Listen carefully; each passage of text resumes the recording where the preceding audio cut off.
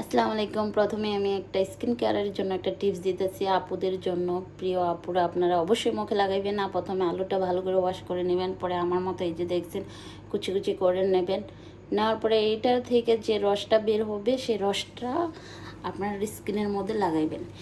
আমরা বাজারে কত রকমের ক্রিম লাগাই, ক্রিমে মুখ আরও স্কিন নষ্ট হয়ে যায়, মুখের স্কিন ড্যামেজ হয়ে যায়।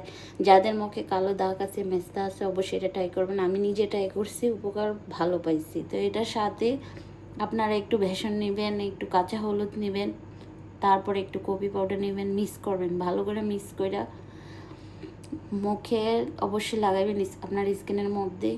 দেখেন আমার কাছে ব্রাশ নেই, আমি মেকআপের ব্রাশ দিয়ে এটারে ব্লেন্ড করতেছি।